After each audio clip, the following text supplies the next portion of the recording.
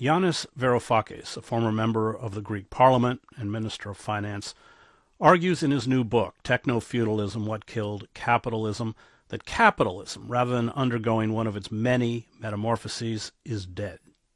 He argues that its dynamics no longer govern our economics. It has been replaced by what he terms techno-feudalism. Techno-feudalism is a new form of capital, a mutation of it, that has arisen in the last 2 decades. It is a product of 2 forces: the privatization of the internet by China's and America's big tech, and the manner in which Western governments and central banks responded to the 2008 financial crisis. He argues that what he calls cloud capital has demolished the 2 central pillars of capitalism, markets and profits. Markets, the medium of capitalism, have been replaced by digital trading platforms which look like but are not markets and are better understood as fiefdoms. Profit, the engine of capitalism, has been replaced with its feudal predecessor, rent. Specifically, he writes, it is a form of rent that must be paid to access those platforms and the cloud more broadly, or what he calls cloud rent. Power today resides not with the owners of traditional capital, such as machinery, buildings, railway, and phone networks. It has shifted to the owners of cloud capital. We, in this process, have returned to our former status as serfs, contributing to the wealth and power of the new ruling class with our unpaid labor, in addition to the waged labor we perform. This change, he warns, has imperiled our autonomy and perhaps our freedom. Joining me to discuss his book, Tecno-Feudalism, What Killed Capitalism, is Yanis Varoufakis. Let's begin with defining cloud capital, how it came into being, which you explain in the book, and what it is. Capital has always been around, even before capitalism. It's not a new thing. A fishing rod is a capital good in the sense that it was produced in order to produce something else. A catch of fish. A tractor was produced not in order to be driven around, but in order to produce corn or wheat. So, in that sense, well before, thousands of years before we had capitalism, we had capital as a produced means of production. But what lives inside here, inside our phones, in our laptops, in the cell towers, the server farms, the thousands of miles of optical fiber cables, what I call cloud capital, is a produced means, is an automated network made up of machinery, just like a railway network, but it is not a means of production. It is a produced means of something different, of behavioral modification. So, when you have Siri on your iPhone or Google Assistant or Amazon's Alexa, essentially this is an interface between you and the cloud capital owned by these conglomerates, by Jeff Bezos, for instance, in the case of Alexa. And what happens there is quite magical and disturbingly novel, because essentially you're training the machine to know you. And you are training it as it gets to know you, to train you, to get it to know you better. And at some point, it knows you so well that it gives you good advice, like, when Amazon recommends books, it's usually spot on, or when Spotify recommends music. And, and we are gullible human beings, understandably, and it makes sense. If anyone gives you good recommendations, you start taking them seriously, you start trusting them.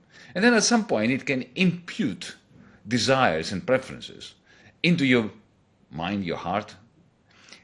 And this is the most fascinating aspect of it, once you want this electric bicycle, for instance, that it has convinced you want, it sells it to you directly, bypassing every market, every shopping mall you can imagine.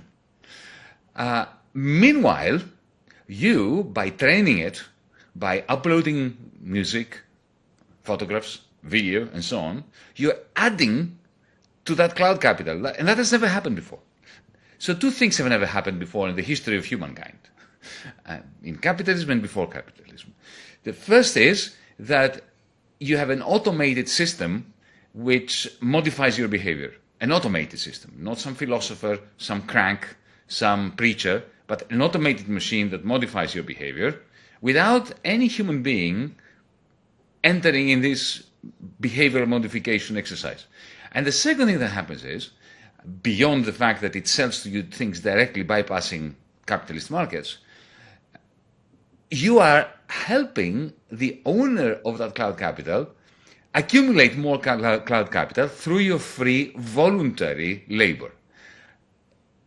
Ladies and gentlemen, as I like to say, welcome to technofeudalism. This is no longer capitalism, because capitalism, however you see it from a left-wing point of view, a right-wing point of view, it has two pillars. It's got markets and profit. That's the essence of capitalism, right? But now markets have been replaced by these digital platforms that look like markets but are not markets. They're more like digital or cloud fiefdoms, like Amazon.com or Alibaba, where you have a digital fence keeping within it producers, consumers, artisans, intellectuals, and we are all essentially producing value for the owner of that digital fiefdom, Jeff Bezos in this particular case, in the case of Amazon, who charges ground rent, but of course it's cloud rent, it's not ground rent. And therefore, profits that are created by the old-fashioned traditional capitalist sector are siphoned off by the Bezoses of the world as cloud capital.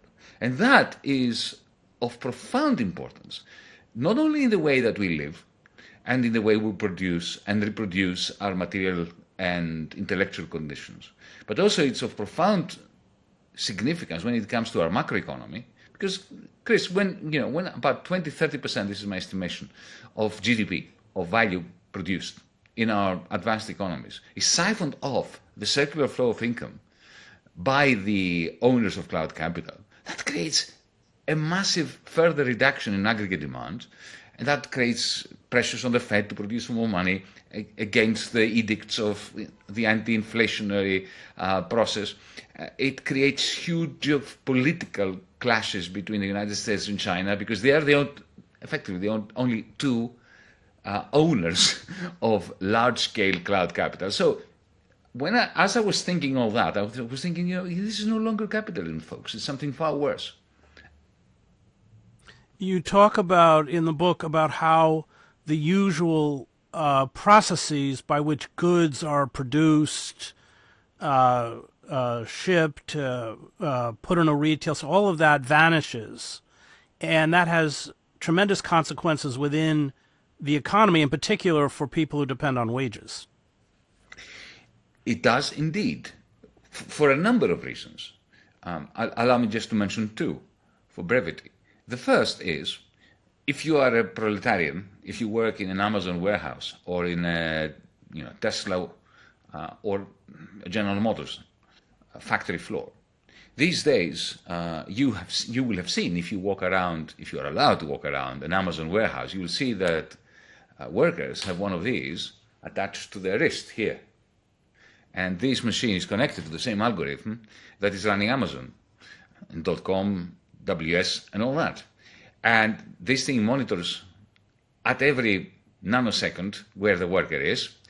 It instructs the worker, you go to that aisle, pick up that box, bring it here. It knows how long you spent in the toilet. And remarkably, it uses the same reinforcement learning algorithms that brilliant scientists are using in our great research centers in order to design snazzy antibiotics that kill bacteria that human design has not managed to produce yet. It uses exactly the same AI kind of designer tools in order to predict, to prognosticate in which warehouse, which worker is going to have a higher likelihood, propensity towards forming a union, and fires them before they even think of creating a union. Now, so that changes the life of people who work in traditional wage labor settings. But it has a far broader effect. As I said before, when you've got this very large chunk of value taken out of the circular flow of income, and let me be a bit more precise on this. In traditional capitalist sectors since the Second World War, if you take General Electric or Boeing, or any of the large manufacturers, capitalist manufacturers, around 80% of their revenue was used in order to pay salaries and wages, from the janitor all the way to the CEO, 80%. In the case of Facebook, it's 1%. 1%. The rest is siphoned off, goes to the Cayman Islands, through Ireland, through Holland, through Luxembourg, the circuitous pathways that accountants are very good at creating on behalf of the billionaires, of the oligarchs. So once you take all this money out,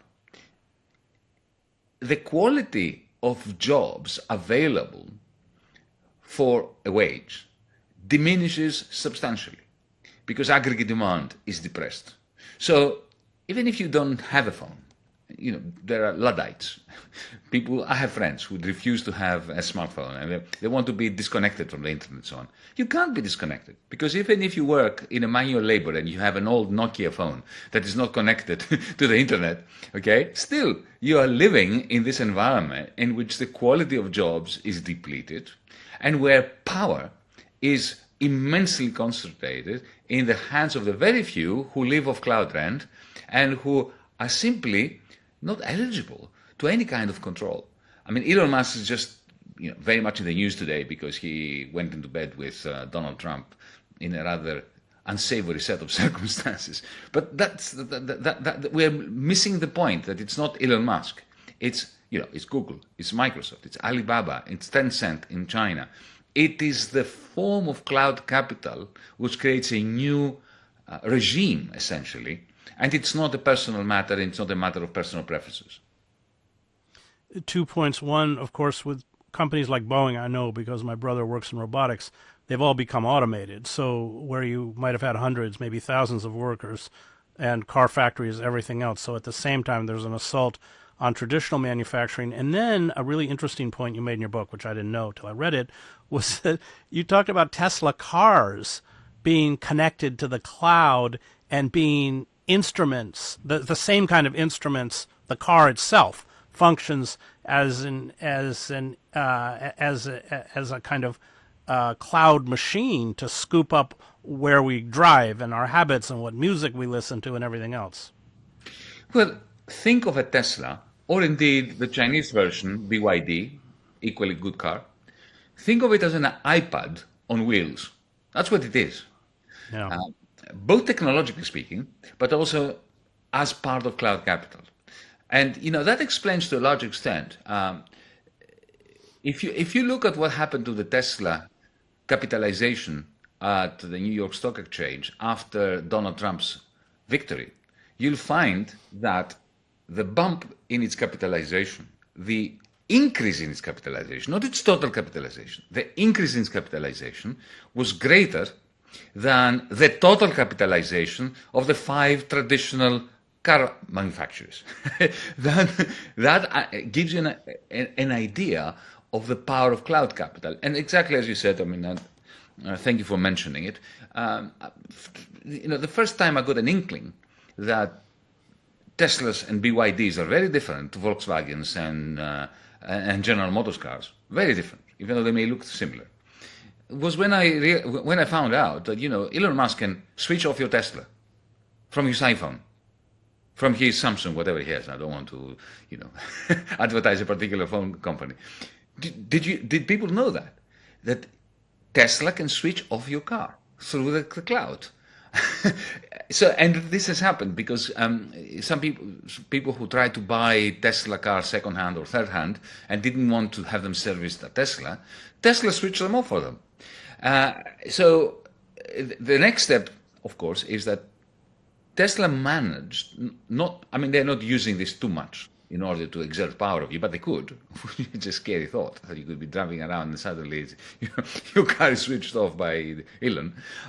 But the most interesting thing is what you mentioned, that very soon Tesla will be making more money from you playing the role of cloud surf while you're driving, or being driven in it if it is an autonomously driven vehicle, because it knows what music you're listening to, as you are visiting your mother-in-law, right? What did you purchase exactly from the supermarket just before you arrived at your mother-in-law? What music did you listen to on the way back home? And what kind of conversations were you having where you mentioned particular products or companies that you may have bought shares in the morning when you went to work? This is immense power, because essentially what you're doing when you're speaking and listening to music and going places in your Tesla is you are using the Tesla in the same way that you can use your Alexa, or be used by it to be precise, in order to upload onto the cloud more cloud capital for the owner of cloud capital. And that, I think, should concentrate our mind onto the major transformation that we have experienced as a society over the last 15 years or so. Right. Well, my 12-year-old daughter uses my Spotify, so Spotify recommends all sorts of music I don't want to listen to. I want to talk about experiential labor because you said that's something they can't replicate. Explain what it is and why it's important. Labor that can be automated ceases to be human labor. From time immemorial, this is not a new thing. So, for instance, even back during the early stages of the Industrial Revolution, take a textile factory in Manchester, in England. Right? The jobs that could be done individually by workers, especially women, who would be given a sewing machine and say, look, you produce these pieces of cloth.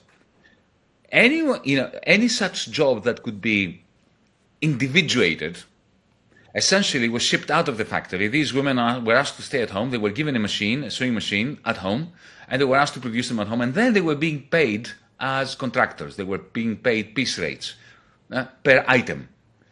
They weren't being paid wages. They weren't being paid vacation time. They were not being given any health cover. They were being shipped out and treated like individual producers, individuated producers. So all jobs that can be atomized and individuated essentially drop out of the waged labor process. With cloud capital, this is now growing exponentially. What happens is, for instance, I don't know whether you are familiar with that. I mentioned this in the book. It is quite terrifying. There is a website owned by Amazon called the Mechanical Turk. As we speak today, I checked it. 100 million people worked on it, actually labored on it. So what happens is you log on, and the algorithm matches you with particular jobs, not employers, but jobs. Employers dish out these jobs that can be done at home. It can be accounting jobs or counting, the number of cars in a deck of cards and separating them like an idiotic machine from buses, or writing reports, given data, or doing data analytics, and you get paid by the job. And these people, of course, have absolutely no social security cover. They can be all over the world. Sometimes they're being paid in Amazon tokens, so they can buy stuff from Amazon.com, so they're not even being paid in wages. It's like script. It's like the miners used to get script. It's exactly where they could only shop at the overpriced company store. Indeed, this is exactly what it is. So this is one example.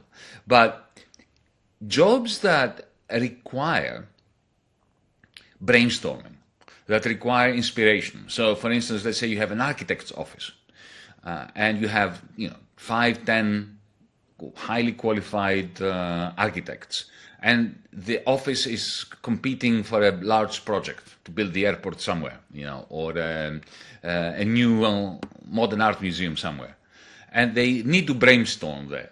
Well, that is what I call experiential labor. It's labor which is, in William Morris's terms, fulfilling labor. It is creative labor. That cannot be replaced yet by artificial intelligence, by algorithms, and that is maintained as part of the wage labor that remains within the broader kernel of technofeudalism. Although, as you point out, it's not valued or compensated. It depends on the bargaining power between the owners of the architectural office and the architects. And well, you do talk about Mad Men, about that. I haven't watched it, but you talk about this character in Mad Men who apparently is drunk half the day, but he's brilliant, as a kind of example of that, experiential quality, that ability, that inspiration, that kind of vision. And so, what happened? We'll talk about that bifurcation, because you need it, don't you? I mean, isn't it essential, experiential labor? Less and less. I use Mad Men, the serial, featuring the fictional Don Draper, who is he represents the great advertisers of yesteryear, the 1950s and 60s, those men, and they were men mostly, some very few women, who sat around and drank their bourbon and eventually would come up with brilliant advertising campaigns for Coca-Cola, for Bethlehem Steel, for McDonald's, for whatever. And that would, those ads were necessary at the time after the Second World War, when you had the massive corporations that emerged from the Second World War as part of the war economy, America's war economy, and they had a remarkable productive capacity because factories became exceptionally efficient during the war, and then with the conversion of the arms industry into civilian industry, the problem the United States had in the late 40s, early 50s, late 50s, was that those factories could produce a lot more than what the American public wanted to or could consume.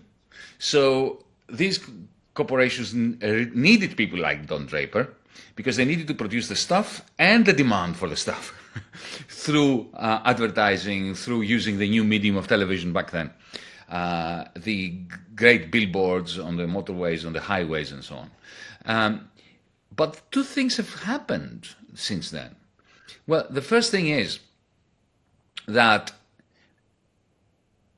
through the creation of cloud capital, the Don Drapers of the world, those haphazard and erratic, brilliant opinion makers and advertising geniuses, they became automated. So today, you've got bots doing their job. Today, with the decline of the television audience and the immersion of society into cloud capital, whether it is Instagram or TikTok or whatever, Facebook, Snapchat, and so on and so forth, the Don Drapers are being replaced by bots that do highly targeted campaigns. Each one of us, at different points of the day, get tailor-made advertisements which are in a dialectical relationship with us. We train them to train us, to train them to train us, to convince us that we want something.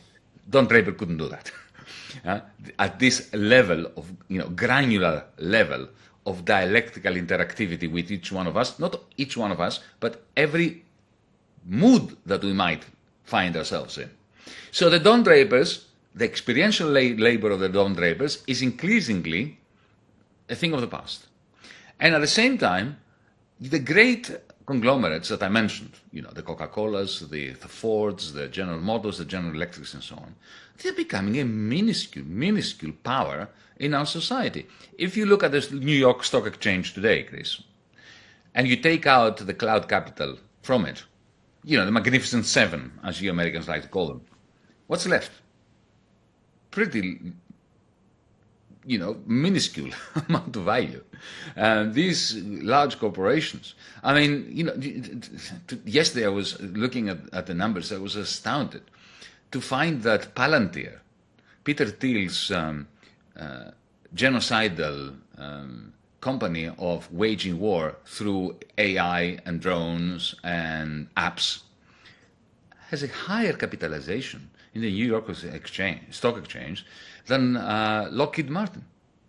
I mean, that is, I think, I don't need to say more.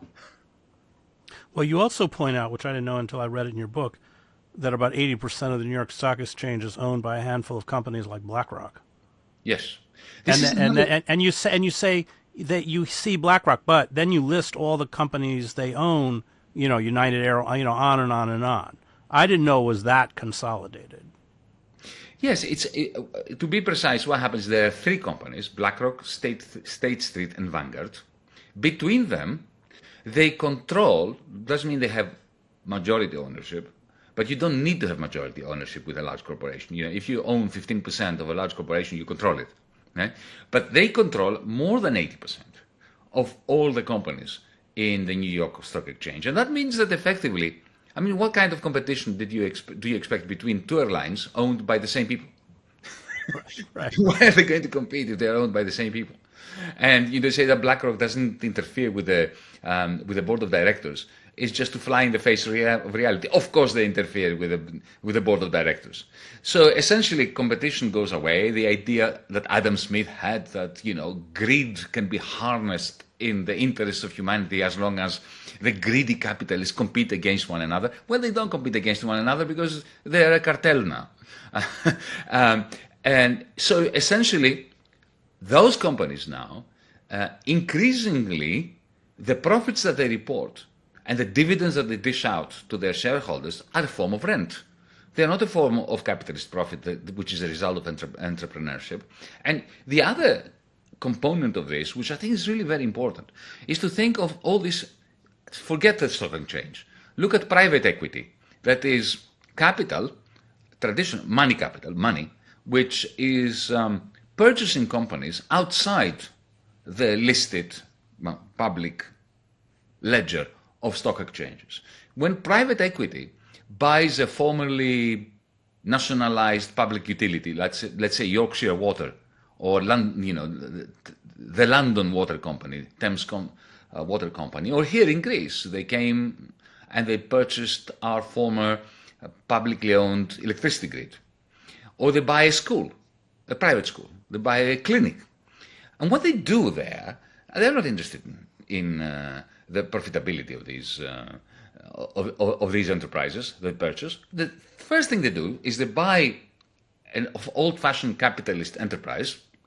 They create two companies. One owns the assets, the buildings, for instance, primarily the real estate, and another one owns the employment contracts of the workers. And then they go through this accounting trick of making the company that owns the workers and the customers pay rent to the company that owns the real estate. And you know what? 6 months later, they do two things. Firstly, they get a lot of loans. They saddle with debt the company that owns the real estate, using the real estate as collateral. And then they make the other company that doesn't own anything except workers to pay a higher rent to the first company. And once they have, all the debt that they've taken on board goes to the pockets of the shareholders of these private equity asset managers. And then at some point, they just get rid of these companies. They bankrupt them. Now, that again is not capitalism. If you and I are of a generation when we remember the great clashes between the left and the right, where it was a discussion between, pro-capitalists who believed that the jungle that is the market through a Darwinian process of natural selection selects for the best and creates through the profit motive a more efficient society. And we of the left, or I of the left used to say that central planning is more efficient and more consistent with the public interest. That's all gone. There's no such debate anymore. This is something of the past, because now what we have is a kind of feudalism, I call it tecno-feudalism, which is founded on a predatory state, because it is the state that is backing the power of the cloud capital owners and the private equity companies and BlackRock and Vanguard and State Street effectively to act as a massive parasite, sponging onto not only the working class, but the traditional capitalist class who are still trying, to make things in the traditional way. Getting off on the left, I want to read a passage from your book and have you comment. You said sometime in the 20th century, the left traded freedom for other things. In the East, from Russia to China, Cambodia, and Vietnam, the quest for emancipation was swapped for a totalitarian egalitarianism. In the West, liberty was left to its enemies, abandoned in exchange for an ill-defined notion of fairness. The moment people believed they had to choose between freedom and fairness, between an iniquitous democracy and miserable state-imposed egalitarianism, was game over for the left. Explain what you mean by that. Well, I'm saying this as a leftist, by the way, right? This is well, me too. So we're in the same club. Self-lamentation. When the left began kicking and screaming against capitalism at the very beginning, it was an emancipatory project. I mean, Marx and the Marxists and the trades unionists were all about liberating workers from the tyranny of exploitation. It was about liberation. It wasn't about equality. It wasn't about fairness. I mean, maybe they had a lot of those slogans as well, a fair day's wage for a fair day's work. But Marx, who for me was an eye-opener, was actually against the idea of equality. You know, he would ask pertinent questions such as equality of what? You know, if you have a disabled person needs more resources in order to have the standard of life that we have. So you can't ask for equality is not the issue. Liberation from constraints, liberation from exploitation, from the extractive power of the powerful, that's what the left should be all about. So the criticism of the left initially waged against capitalism was that capitalism restricts the freedom not just of the workers, but also of the capitalists. There is a beautiful, wonderful piece in this text in Marx's Grundrisse where he's waxing lyrical about the poor capitalist, how the capitalist goes to bed at night, unable to sleep because he's worried about bankruptcy. And even if he's a good man, he has to exploit his workers because if he doesn't squeeze the living daylights out of them, then he will become like them. So this is a tragedy for the capitalist class. So it's a purely humanist liberation movement. That's what the left used to be. Even when you look at it from the perspective of the feminists, of feminism. Feminism, remember what it was used to be called? Women's liberation. It wasn't about quotas that the CIA torturers in Guantanamo Bay had to be 50% men, 50% women, or that there should be, transgender toilets in Guantanamo Bay. That was never the issue for the women's liberation, the gay and lesbian liberation movement. So we of the left used to be all about liberty. And then we got stuck around the First World War. Around the First World War, 1912, 1913, 1914, the Great War split the left between those who were supporting the Soviet system and the Social Democrats. The Social Democrats became effectively ethno-nationalists, especially in places like Germany. They took the side of the bourgeoisie in that crazy trench warfare that was pathetic and pointless. The Soviet side, very soon after 1917, lost the verve, the urge to liberate workers from the tyranny of some boss. Well, there was that brief period with the Soviets where they achieved it. 2 years. And then, of course, then the Bolsheviks destroyed it, which is why Chomsky calls the Bolsheviks counter-revolutionaries. But they did achieve it. That's the tragedy. For 2 years. And this is exactly what Noam says, that for 2 years there were worker councils and there was, the idea was that now workers will have democratically to control their work, their workplace. They would elect their foremen and forewomen, and then after that, of course, it all became top down. And in the end, allow me to bring it back to my book. If you look at Gosplan, the Ministry of Planning, of Economic Planning in Moscow, what it tried to do, Chris, and this fascinates me and horrifies me and excites me and at the same time depresses me, is what Gosplan tried to do. It tried to do what the algorithm of Jeff Bezos is doing in Amazon.com. Essentially, the idea behind Gosplan, which was a very fascinating project if you look at it from a technical point of view, from a mathematical point of view, and I spent quite a few years when I was a young man studying it. What Gosplan tried to do was to replace the market by matching consumers with producers. And from the center, from Moscow, sending signals to a factory producing shoes, you will produce so many shoes at that price. And trying to match those shoes with the demand from consumers. But Amazon does this perfectly well. Back then, they didn't have the all singing, all dancing algorithm that now Amazon has.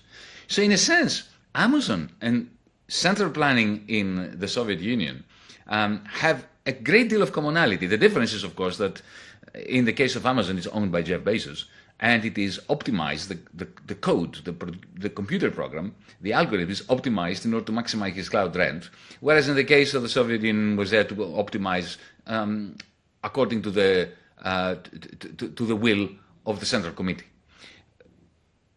So once we justified the death of the works councils, of the liberation of workers from not being the decision makers, as the left, that's what happened in the communist East. In the West, we also ditched freedom because the social democrats, who became quite significant and even won governments in places like Germany, and Austria, and Britain in the 1960s and 70s, again they replaced liberty with the concept of social justice, of taking some of the surplus value accumulated by the capitalists and giving it to the workers. But they accepted the tyranny of capitalism, of the marketplace, of the capitalist marketplace. So we of the left, whether we were communists or social democrats, in the end, did away with the concept of liberation. And who picked it up? The libertarians, for whom it is the freedom of the conglomerate of capital that is identified with the freedom of humanity, which of course is one of the greatest distortions of liberalism. So, I think that we of the left, we need to re-espouse freedom as our number one motivation.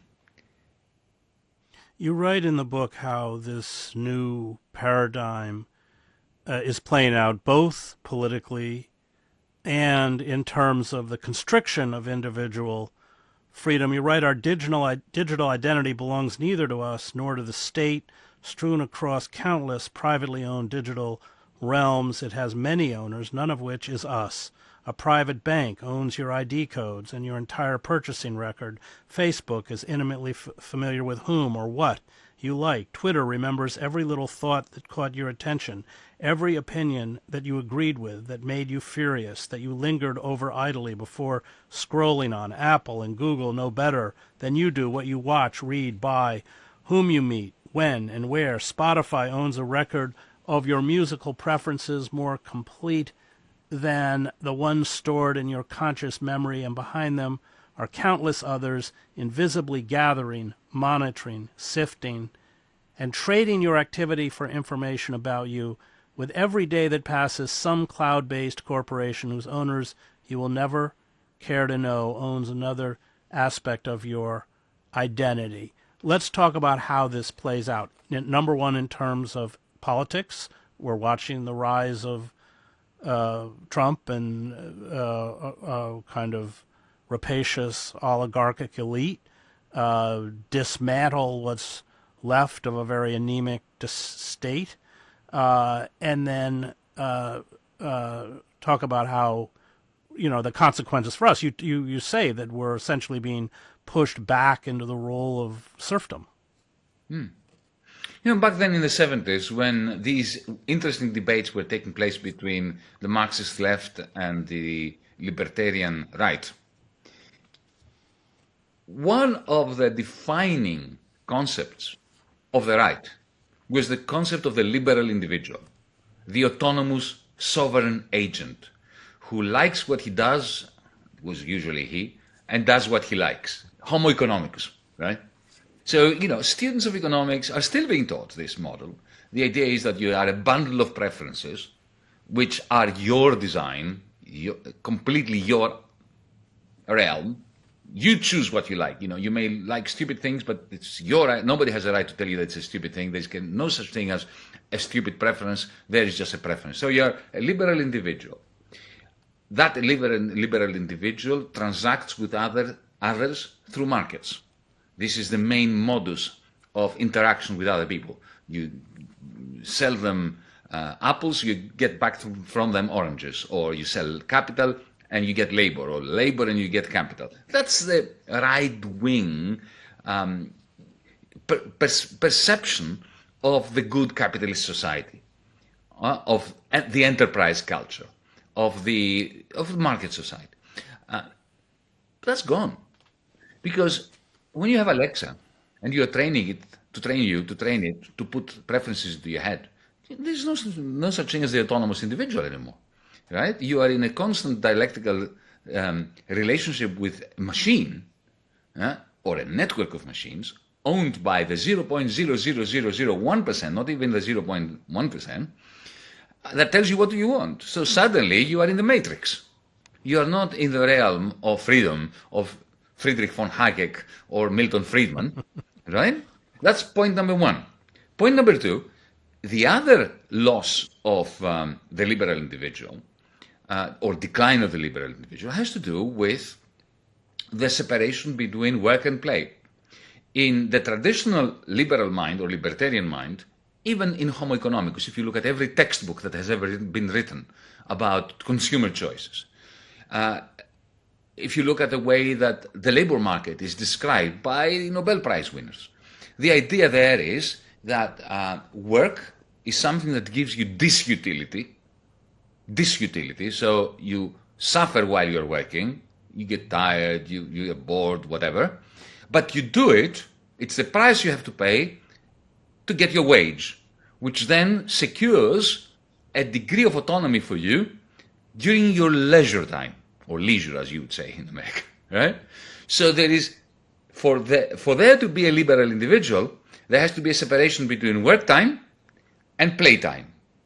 But now, cloud capital has eradicated that borderline, that fence between work time and play time. It's not just because you're taking home your work with your emails and working from home. There is that. But it's something far worse, which I first noticed amongst my students before I got into politics in 2013, 2014. And actually, I noticed that when I lived in the United States.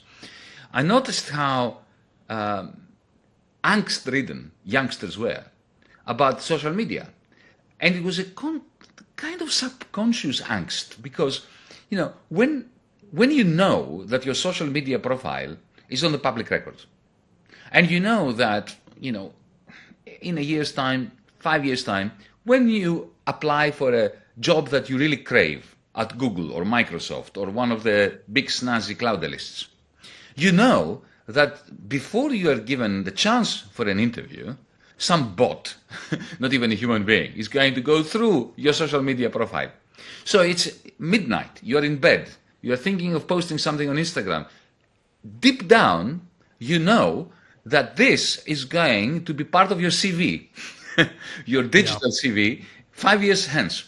So, especially if you're not totally conscious of this works in your subconscious, at that moment you're trying to curate yourself on behalf of some employer. Gone the liberal individual who during his or her free time, just before going to bed at midnight, expresses himself or herself by posting a video on Instagram.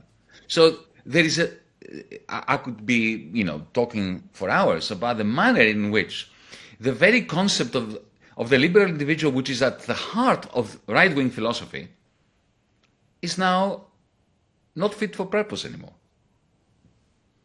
The whole, when that scandal broke about Ashley Madison, the website for people who wanted to carry on affairs outside of their marriages, it turned out that most of the men, or many of the men who were communicating, they thought they were communicating with women, and apparently you paid, you had to pay according to the time you were on the site, were just communicating with bots. They were being fleeced of thousands of dollars by bots. Indeed, indeed. I want to ask about the central bankers printing money. This is an important part of your book because at the 2008, you cite this as a pivotal point. You say in the 15 years since capitalism's near-death experience, central bankers have been printing monies and channeling them to the financiers entirely of their own accord. In their minds, they have been saving capitalism. In reality, they have been upending it by helping to finance the emergence of cloud capital. But that's how history arrives, on the coattails of unintended consequences. Explain what happened. Well, we all know what happened in 2007, 2008. A 20-year period of irrational exuberance, which was essentially Wall Street printing its own money. to cut a long story short, to keep it very technically minimal. Essentially, they were printing their own money. Why did they do that? Because after 1971, after the United States became a deficit country, it went from a trade surplus to a trade deficit, and with the Nixon shock in 1971, essentially what every government in Washington did was to intentionally boost the trade deficit. And the trade deficit became a remarkable tool for the United States of enhancing American hegemony, which is crazy. It sounds crazy because never before has a deficit enhanced the hegemonic power of the hegemon. It has done the opposite. It brought down the Roman Empire, the Dutch Empire, the British Empire. But in the case of the American Empire of the United States, it enhanced its hegemony. But what that did, man, how did it do it? The trade deficit sucked into the United States the net exports of the Germans, of the Japanese, later of the Chinese. And then what did these capitalists, non-American capitalists, do with the dollars that they were paid? They took it to New York. So there was a tsunami of capital from the 1970s all the way to today coming into New York City, into Wall Street. And of course, if you give a Wall Street financier a few billion to play with every day, even if it's only for 10 minutes, they find ways to financialize it, to build bets on that money, derivatives, CDOs, CDO squares, CDSs, and so on, right? And so effectively they were minting their own money. But they overdid it. After the Clinton administration effectively unleashed them completely from all the impediments and the shackles that the New Deal and the 1960s Bretton Woods system had imposed on the bankers, that went through Larry Summers and Tim Geithner, appointed by, who else? Barack Obama. So they went crazy. They went berserk.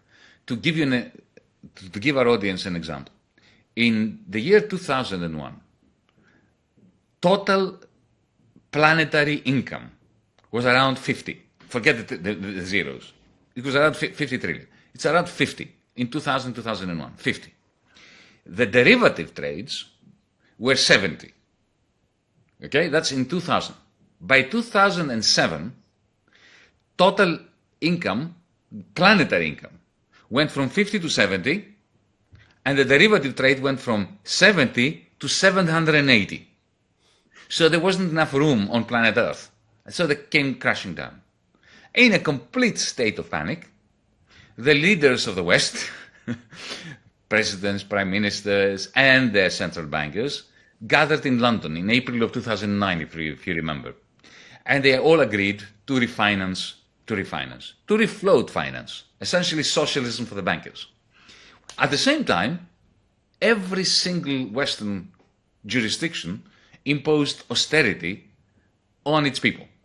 So you have this combination of austerity for the many, depressing demand for goods and services, and lots of money for big capital.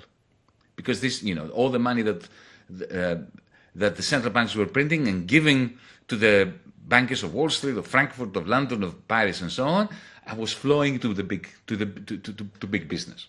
Now, traditional big businesses like General Motors, General Electric, Volkswagen, and so on, they looked outside the window of the skyscrapers and they saw impecunious masses. These people have no money. As if I'm going to invest in production lines that would produce, snazzy, new, expensive products. They won't be able to afford it, the many. But they still took the money from the central bank and rushed to the stock exchanges to buy back their own shares. So, if you are Volkswagen, you don't want to produce expensive cars because the many can't afford them, but the central bank gives you free money. So what do? You buy Volkswagen shares. Similar in the United States. That creates no investment, no good quality jobs, but it creates a very nice little earner for the capitalists. And here is the crux. The only capitalists who actually took this money and invested it in machines were the Jeff Bezoses, the Elon Musks, the Googles, the Microsofts, the Nvidias, the Intels of the world. 9 out of every $10 that they invested in cloud capital, in Meta, in Google and so on, 9 out of every $10 has come from money that was printed by the Fed, by the central bank. And as you point out in the book, they didn't make profits. They didn't need to make profits. Yeah. Because it's all rent. Yeah, that's the thesis in my book. So essentially, society paid for the cloud capital of the new masters of the universe, who are no longer the bankers so much, but they are the owners of cloud capital, whom I have decided to call cloudalists because I like the term. It comes from Star Trek, but that's another story. Yeah, you do have Star Trek in there. What do you have for the Borg in there, right? I'm a Trekkie. What can I do? I would put my wife on. She's a total techie. Okay. I want to talk about how you end the book about, how we're going to fight back. You have kind of on-the-ground experience as the finance minister with Syriza when the, international banking system decided to strangle Greece. And actually accelerate the selling off of assets and everything else. I mean, it was a horrible story, which is another show. Yeah. But, how do we...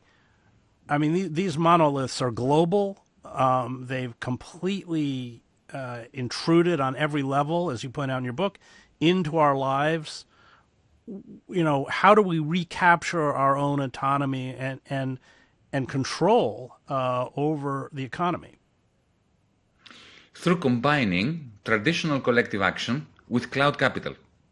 We need to use the weapons, the tools of the enemy. We always did. The Marxist left was never about destroying the machines. It was always about taking over them. So let me give you a very, very practical example, because you mentioned Greece being squeezed and squashed and effectively put into debtor's prison by the international financial community, if you can call them a community. Mafia, I would call them. So I only spent 5.5 months in the Ministry of Finance. My number one priority was to prepare for the clash, for the rupture. And technically speaking, that took the form of preparing a parallel payment system, a digital payment system, using our own home-produced cloud capital, so that we can use the tax office. The idea was, since the central bank was not ours, it belonged to them. Our central bank was not ours, it belonged to Frankfurt, and it was working against the Greek people. Imagine having a central bank that works against your people as an occupying force.